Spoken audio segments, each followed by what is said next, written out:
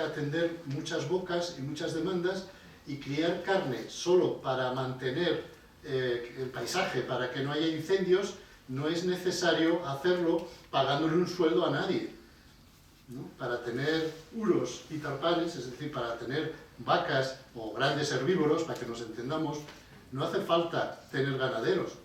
En el mundo, antes que la domesticación, había estos animales, mantenían a raya la vegetación, que es su misión, pues son herbívoros, y no vale solo con los pequeños. Yo, discutiendo hace ya 10 años con un director general de la biodiversidad en Asturias, y contándole que había que introducir bisontes en Asturias para mantener a raya la vegetación allí donde crece el matorral, él me dijo que con los ciervos y los corzos era de sobra, que no necesitábamos bisontes para nada.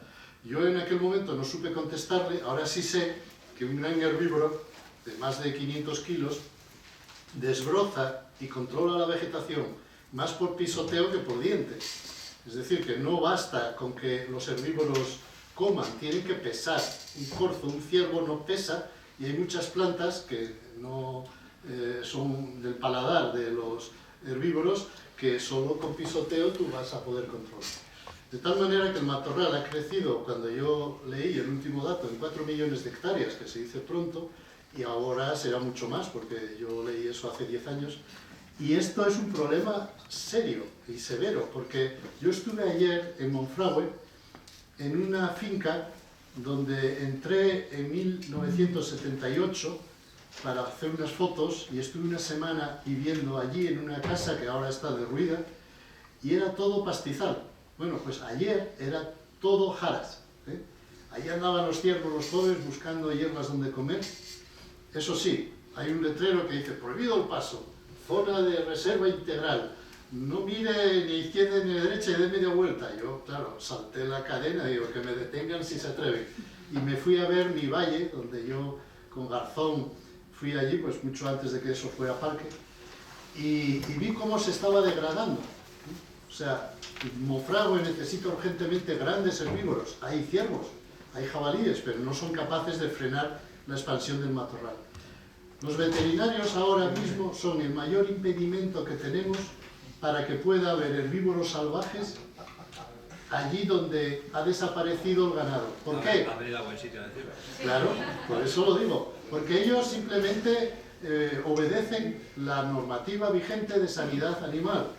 Y hay unas leyes que no contemplan que un uro o un tarpán o un bisonte puedan existir en España. Entonces, es nuestro mayor aliado a conquistar este mundo vuestro, para que aquí se empiece a explorar este tema, se vea cómo compatibilizar los objetivos de sanidad animal con el hecho de que allí donde dejó de haber ganaderos y ganado, se pudiera crear grandes áreas con otra normativa, con otra visión y con una salud, como lo llaméis, ¿no? Una sanidad animal dirigida a herbívoros salvajes, de tal manera que pudiera haber uros, pudiera haber tarpanes y bisontes lo más saneados posibles, o en el sentido de que estén sanos, no de que se les sanee, porque un tema muy importante es que todo animal salvaje, si tú le quieres sanear, como ocurre con los bisontes, entran en estrés y se mueren muchos, ¿eh? Y es una especie en peligro de extinción, de la que quedan 4.000 ejemplares en el mundo. Tener en cuenta que en Estados Unidos se contaban por muchas decenas de millones.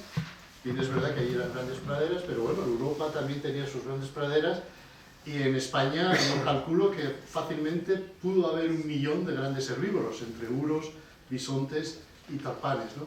Pues eso, en la mitad de España, que son 25 millones de hectáreas, que se están quedando desiertas de gente, de actividad agropecuaria, ahora si hay ganado ahí es por la PAC, porque está subvencionado. Esos territorios, a muy corto plazo, estamos hablando de 2020 en adelante, tendremos que plantearnos qué hacemos con ellos. Si no hacemos nada, va a crecer la vegetación, va a caer un rayo, aunque los españoles se porten como caballeros y nadie pegue cerillazo, y va a arder. Con una diferencia: el fuego siempre fue algo natural, una herramienta de trabajo incluso de la especie humana para crear pastizales y ampliarlos, pero eso es natural cuando está todo en equilibrio y arde hierba seca, que hace como en la sabana africana, y no daña ni a los árboles ni al subsuelo. Ahora con esa vegetación, esa maraña de hasta 2-3 metros de altura, que es lo que pasa en España, en California y en tantos otros países, cuando empieza a arder no hay quien lo apague, porque son fuegos de copa, arde el suelo hasta 1 metro o 2 metros de profundidad, arden árboles centenarios que antaño no arderían jamás, y eso es un problemón enorme porque tenemos luego pérdida de suelo y pérdida de recursos hídricos. Y aunque solo fuera por ese tema, el del agua, deberíamos de plantearnos muy seriamente el que haya herbívoros en el campo que controlen la vegetación e impidan estos incendios dañinos. Y aquí lo dejo para abrir ahora un debate con vosotros y ver si hay algún veterinario dispuesto a replantear todo lo que hasta ahora nos han dicho que debía de ser y que probablemente tenga que modificarse. Pues muchas gracias. Podemos aplaudir la intervención.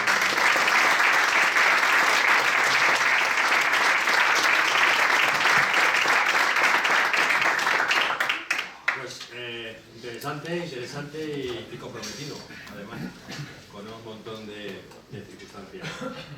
Pues abrimos ahora un turno de preguntas. Como algunos nos conocemos, por favor, pues levantad la mano, a eso os pasa el micrófono y también identificaos, por favor, para saber por dónde van a venir los tiros, más que por otra cosa. ¿Alguien tiene alguna pregunta? Buenas tardes. Oye, Benigno, no has hablado nada de los lobos, pero te voy a hacer un comentario curioso. ¿Te has dado cuenta que no pasa un mes que un perro no muerda a un niño o a un humano? Si fuera un lobo, ¿tú te imaginas a que se podía liar? Ya. ¿Y por qué muerden los perros a los niños? Bueno, el perro suele estar normalmente cuando muerde alterado en sus condiciones, lo tienen recluido, vete a saber, ¿no? Cada caso será un mundo. Pero nosotros estamos tratando a un animal que requiere mucho campo, que requiere tal, de una forma muy dura para él, ¿no? Cuando se le ha reducido, porque ahí la evolución humana ha logrado criar razas enanas, bueno, pues en un piso está bien, pero un perro grande en la ciudad, no sé. Pero vamos, yo sí hablé de lobo cuando dije que Félix había hecho una alianza con 2 especies de grandes cazadores, ¿no? Las aves de presa y los cánidos. Y que cuando él descubre a los lobos, descubre que no solamente es una alianza para comer, como pueda ser con las aves de presa, sino que el hombre ha copiado mucho al lobo, en su comportamiento noble de ayudarse entre ellos, de respetarse, de no matarse, ¿no? El lobo, cuando el macho se pelean, pone el cuello y el que vence no muerde. Los humanos, cuando el vencido cae al suelo, lo rematan al tiro, ¿no? Entonces él intenta recuperar esas capacidades que tuvo el ser humano. Yo, toda la literatura que he leído y lo poco que yo vi, un paleolítico jamás mataría a un semejante, salvo momentos así ocasionales, pues eso, accidentes, que algo pasa. Yo no voy a decir que fueran unas almas cándidas, pero lo que yo he leído es que ellos, en su estado puro, era gente que no mataban. Y yo les llegué a preguntar, ¿no?, a los Hatsabés, si alguna vez se habían peleado, no habían matado con alguien. Y me miraron como diciendo, este blanco hace unas preguntas muy violentas, ¿no? Y dijeron que no, y el Masái me lo confirmó, que ellos antiguamente mataban a los varones para robarles las mujeres, y que ellos no se defendían, que salían corriendo. Y yo decía, fíjate, esta gente que sabe disparar con arco, que yo les vi, ¿no?, atravesar a los pájaros por la boca. ¿No? Pajaritos así, a una distancia brutal. Desde que nacen están con un arco disparando. Entonces tienen una puntería y tienen flechas envenenadas. Y el Masái decía, si esta gente nos atacara no quedábamos ni uno, ¿no?, pero salen corriendo. Pues como hacen los lobos cuando les atacamos, ¿no? En lugar de tirarse a la yugular, los pobres buscan la vida. Y el tema del lobo tiene mucho que ver con eso que yo invitaba a esta escuela, a esta facultad, a ver si lo investigan, ¿no? En qué medida nosotros tenemos que devolver la libertad a los grandes herbívoros y tenemos que contemplar que pueda haber vacas salvajes y llamarlas uros, y que pueda haber caballos salvajes y llamarlos tarpanes. Nosotros hicimos un experimento de 50 vacas y 50 caballos con 2 bisontes que dan el marchamo de salvaje al conjunto en Atapuerca, y han desfilado por allí ya 20.000 personas pagando cada una 15 euros por ver al uro y al tarpán. Y yo que hice de guía en esas, hasta me sentía violento, ¿no? Porque la gente veía nuestros uros, que son vacas, pero ellos veían uros, porque yo se lo estaba contando, les había envuelto en el Paleolítico, ¿no? Se habían trasladado en el tiempo y en el espacio, y ellos van por ese cazadero, que es verdad que era del hombre de Atapuerca, haciendo fotos y dándonos propina, porque la experiencia para ellos es maravillosa, ¿no? Entonces, ponerse esas gafas de ser capaces de que un veterinario se le meta en la cabeza que la vaca es un uro domesticado, y hay especies autóctonas como son la pajuna andaluza, o la sayaguesa de Zamora, o la tudanca de Cantabria, que se les ha hecho el ADN y dan un pelotazo de uro, porque tenemos ya el mapa del uro sacado, ¿no? A partir de huesos fósiles. Entonces, bueno, lo mismo pasa con los caballos españoles, ¿no? El osino de Burgos, el Potoca del País Vasco, el Asturcón de Asturias, el Garrano de Galicia o el Retuerta de Doñana, se les ha hecho también el ADN y también vuelven a dar un pelotazo de tarpán. Pero es que a los españoles se nos ha hecho el ADN y damos un pelotazo de hombre del magdaleniense, como no podía ser de otra manera, porque no salimos de la nada. Hubo invasiones de celtas, de íberos, pero aquí había un sustrato de 100.000 españoles pintando las cuevas. Matamos a muchos, probablemente menos que ahora en África, a los sedentarios, ¿no? Los guantúes, los nilóticos matan a los pigmeos y a los busquimanos, pero el sustrato está ahí. Yo veo un informe y no me lo creo. Pregunté a los genetistas y me dicen, bueno, habrá que hacer algo más profundo, pero en algunas zonas de España hasta un 70% de nuestros genes son paleolíticos. Entonces, bueno, el lobo es un animal muy polémico, pero como os digo, tiene mucho que ver con recuperar los grandes herbívoros salvajes, porque si alguien se puede defender del lobo y seguir haciendo la labor que hacen los herbívoros, que es mantener a raya la vegetación para evitar incendios, para que haya agua, haya suelo y también para dar carne, ¿por qué no? Entonces, eso pasa porque haya animales que se sepan defender del lobo.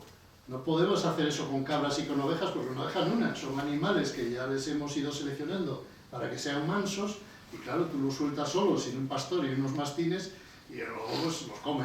Si, claro, tú sueltas ese mismo animal asilvestrado, que lo habrá, no sé el animal silvestre de la oveja ya ni cuál es, pero si en lugar de cabras tienes cabras monteses, ahí en Gredos están, y ellos saben defenderse del lobo, o un bisonte, o un uro, o un tarpán, ¿no?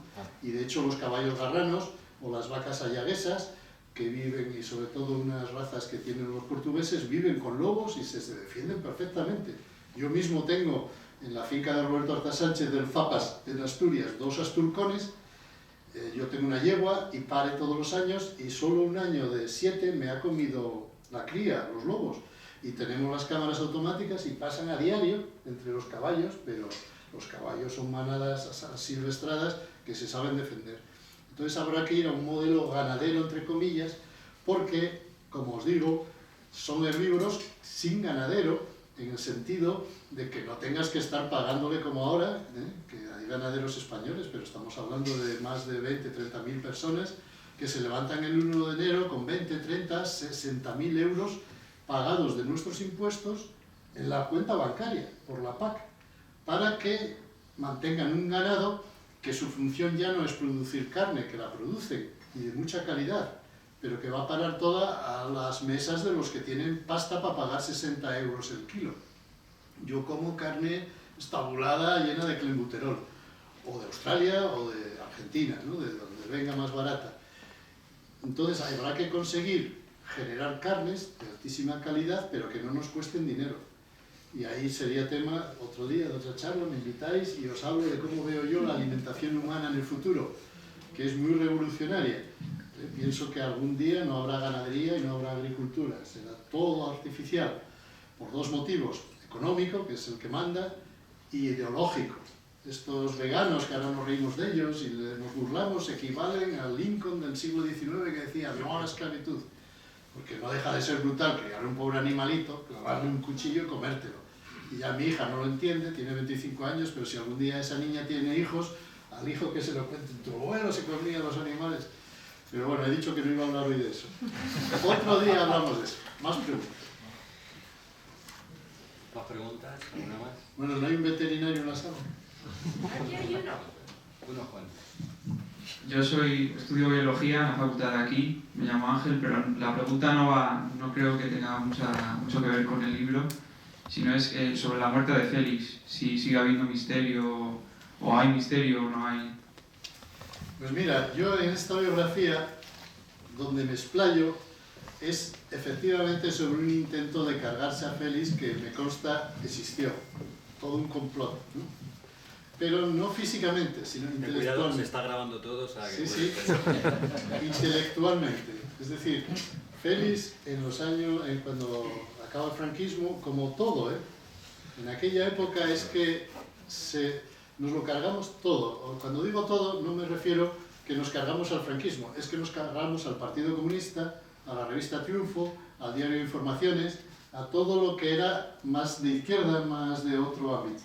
Y se creó todo nuevo. El País, el Diario 16, en el mundo, pero también en el mundo de la divulgación, pues hubo un recambio que en el caso del pobre Félix murió y por lo tanto no sabemos qué hubiera pasado si hubiera prosperado ese acoso y derribo que le hacía pues una nueva generación que querían tener su oportunidad. Eso me consta que ocurrió, de una manera no sangrienta, y creo que es más importante que la muerte física. Sé que los ingenieros de Montes se lo querían cargar, que por 2 veces a Pepe Lara le mandan a decirle a Félix que se acabó el hombre y la tierra, que no va a tener ni un duro más, ni sobre todo animales, ¿no? Que era lo que ellos más proporcionaban para que él pudiera filmar.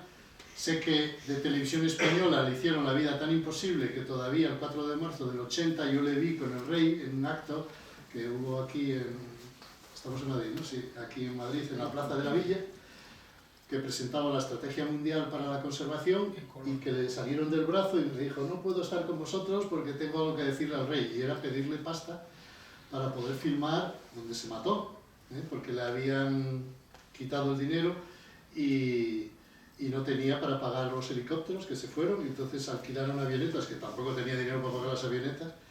Por eso cuando descubrieron el cadáver del piloto iba lleno de fajos de billetes, porque Félix le acababa de pagar los atrasos y lo que le debía y lo que iba a pagarle. Entonces, eso sí que existió. Ahora, un atentado físico, no he encontrado ni un solo documento, ni vestigio, ni declaración que puedan indicar que eso pudo haber ocurrido. ¿Más preguntas? Interesante pregunta. Sí, yo justo por lo que acabas de decir,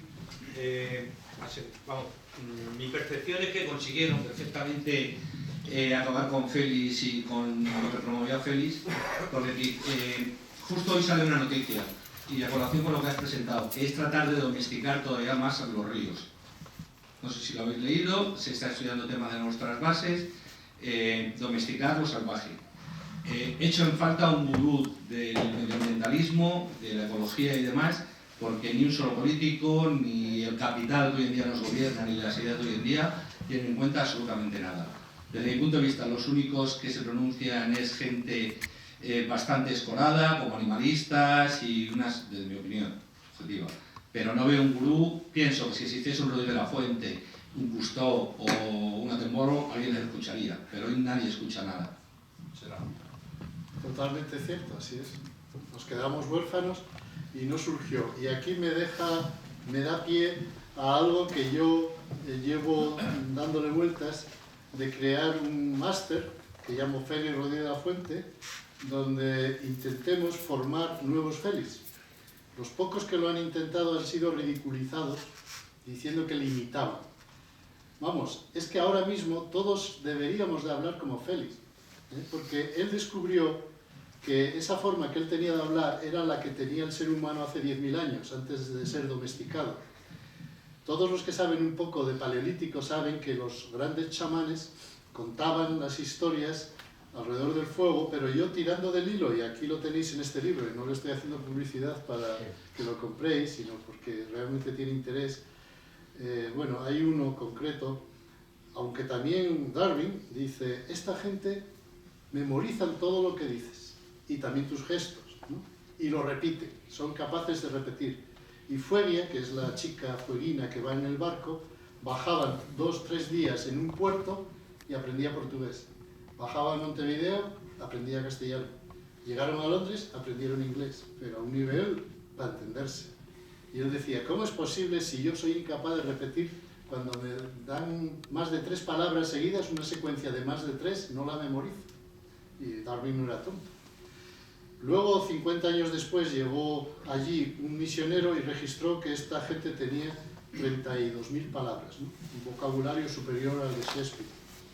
Entonces, bueno, a lo que voy es que esa forma de hablar de Félix esconde un secreto que habrá que investigar, pero yo pienso crear un máster, si la vida todavía me da unos años más, para intentar convencer de que hay que intentar imitar algo que Félix vivió, que era, primero, vivencias personales en la naturaleza, y quiero conseguir ahí a las 12 personas que tienen acceso a lugares y a especies que pueden impactar a cualquier persona sensible, como impactaron a Félix en su día, ¿no?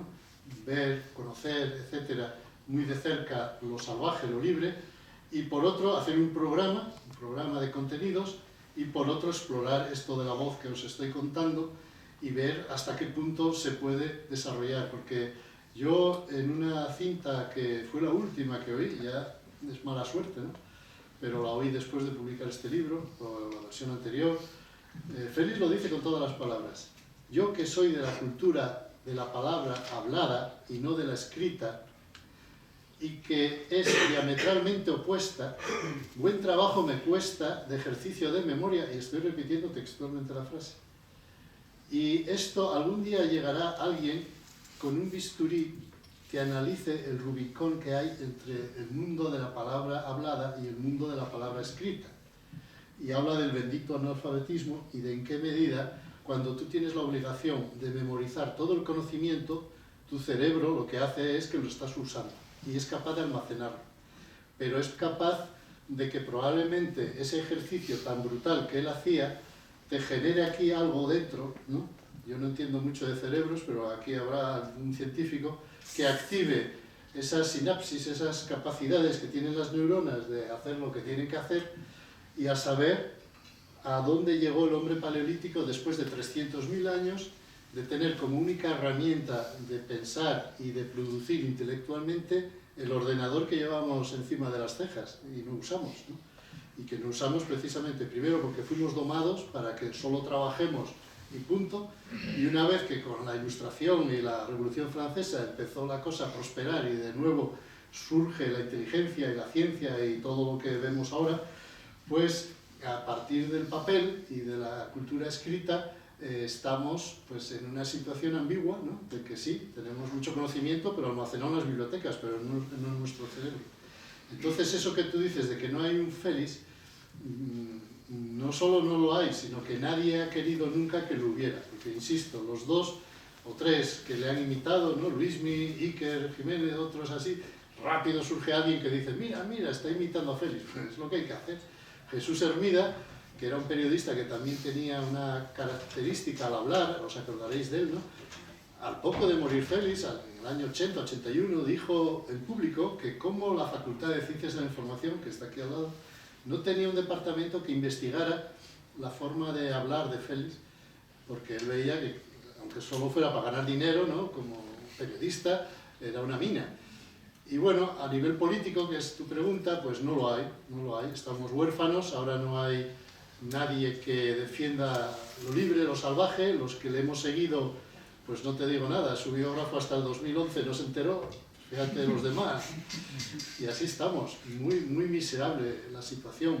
Ha habido grandes avances de ONGs que se han dejado la piel, aquí está Ernesto de Refa, es un modelo, y Fernando y otros, pero son, claro, gotas en el mar, ¿no? Félix llenaba el hueco, llenaba el espacio, llenaba los kioscos, la tele, la radio, los fascículos, la universidad, ¿no? Llenaba sus clases y había que analizar cuál era el secreto, y yo creo que he dado con él, porque cuando él murió, yo tenía 27 años y ya estaba en el diario El País. Todas las editoriales me preguntaban lo mismo y me contrataban. A mí me contrató G+J para sacar la revista Natura, y Juan Caño, la primera pregunta que me hizo diciendo, ¿cuál era el secreto de Félix? Y yo decía, pues yo no lo sé, ¿no? ¿Y quién puede ser el sucesor de Félix? Y ya daba por hecho que yo no. Yo decía, pues no sé quién puede ser el sucesor, pero él quería ficharle, ¿no? Para que Natura vendiera 1 millón de ejemplares y no los 62.000 que yo llegué a vender, que ya son ejemplares, pero él consideraba una porquería, ¿no? Una revista sostenible. Entonces, bueno, el tema es que aquí lanzo esto también porque tiene mucho que ver con, sobre todo, las ONGs, con el Wild Europe que estoy creando, pero también con la universidad, ¿no? Que tendría que plantearse el ir avanzando en cómo cambiar el chip del aprendizaje. ¿Más preguntas? Hola, mismo. Yo soy Ramiro, no soy veterinario ni biólogo, me dedico a otras cosas. Quería comentar así como reflexión en voz alta y hacerte la pregunta. Como sabes, ayer estuve también presentando un libro yo en Madrid, mucho más humilde y modesto que el tuyo, pero yo en la primera diapositiva que pongo a Félix y cuento un poco que mi inspiración y tal, ¿no? Aquí estamos todos en la misma onda, estaremos de acuerdo y sabemos lo que dice y tal, pero yo termino la presentación y se me acerca un señor, mayor que yo, y se tira como 10 minutos diciéndome que si yo sé de verdad quién fue Félix, que si sé todas las cosas que hizo, que, bueno, criticándole, denostándole y despellejándole básicamente. Claro, yo me quedo un poco bloqueado, no es la primera vez que me pasa, pero claro, mi reflexión en voz alta, mi pregunta es, Cousteau también, ¿no? Todos los grandes gurús, ¿por qué ser un genio en esos campos y como lo fue Félix? Yo no le conocí, no tuve la suerte de conocerle, pero estoy seguro que no era un santo tampoco, igual que no lo somos ninguno, yo no lo soy. ¿Por qué enseguida, cuando alguien destaca tanto como eso y con la labor indiscutible que hizo Félix, por qué hay una legión de gente que lo primero que se le ocurre ya es despellejarle con su vida personal, con historias, ¿no? Y que yo ni sé ni conozco porque al final supongo que era una persona humana, como lo somos todos, ¿no? Y tendría sus cosas buenas y sus cosas malas. Yo he leído tu libro y tú te despachas a gusto también en algunos capítulos con su comportamiento, con el equipo, con su exigencia, con muchas cosas humanas que como una persona que era, como lo soy yo y como lo somos todos, ¿no? Lo que te pregunto es que me des alguna herramienta para la siguiente vez que me pases, ¿no? ¿Cómo te defiendes tú si te ha pasado? ¿Cómo ves este tema? ¿Qué puedo decirle a esta gente que enseguida saltan al cuello de la persona humana, obviando todo el mensaje y todo el potentísimo legado que nos dejó? Y también otra cosa, en el lado opuesto también veo mucha gente que ha santificado y glorificado mucho al personaje, obviando el mensaje. También, que pasa un poco a lo mejor voy a poner un ejemplo que igual no muy popular, pero con el cristianismo, con la religión, ¿no? La gente se queda a lo mejor con las tallas de madera y con las cruces que con el mensaje realmente cristiano de ayudar a los demás, etcétera, etcétera, ¿no? Entonces mucha gente glorifica personajes, pero luego realmente el mensaje, conservación, defensa del medio ambiente y tal, eso ni flores, ni hacemos nada, ni todo esto. Es una reflexión. Pues sí, Félix tenía muchos defectos, muchísimos, claro que sí. El mayor para mí es que era violento, era muy violento. Pero eso hay que entenderlo, él nace en el 28 y la violencia es algo que nos estamos reformulando ahora. No pegar a las mujeres es muy reciente, la violencia machista siempre existió. Había un montón de refranes, ¿no? Pata quebrada, no sé qué. Yo la he vivido con los Masái, ¿no? Que para ellos pegar a una mujer no es solo que no pase nada, es que es lo que hay que hacer, que pegar, igual que pegas al burro y a todo lo que quieres domesticar. El neolítico es violento, ¿no? Entonces Félix es una persona que nace en pleno violento, vive la guerra civil, donde mueren 500.000 de españoles, con lo cual la muerte para un niño de estos es algo normal, y ya no te digo matar a un animal. Yo recuerdo cuando yo era pequeño, en mi pueblo, la diversión frecuente que yo veía en los mozalbetes, y yo ya me horrorizaba, porque uno debe de nacer con un gen de sensibilidad a lo vivo, a lo salvaje,